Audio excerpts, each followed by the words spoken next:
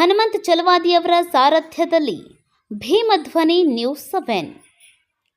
ಮೊಹರಂ ಕೊನೆಯ ದಿನದ ಅಂಗವಾಗಿ ರೋಣಪಟ್ಟಣ ಸೇರಿದಂತೆ ಲಕ್ಷ್ಮೇಶ್ವರ ತಾಲೂಕಿನ ವಿವಿಧ ಗ್ರಾಮಗಳಲ್ಲಿ ಹಿಂದೂ ಮುಸ್ಲಿಂ ಭಾವೈಕ್ಯತೆಯ ಸಂಕೇತದ ಅಲಾಯಿ ದೇವರುಗಳ ಆರಾಧನೆ ಜೋರಾಗಿತ್ತು.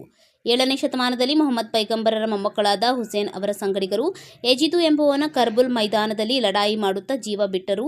ಇದರ ಶೋಕ ಆಚರಣೆ ಅಂಗವಾಗಿ ಈ ಮೊಹರಂ ಹಬ್ಬವನ್ನು ಆಚರಿಸುತ್ತಾರೆ.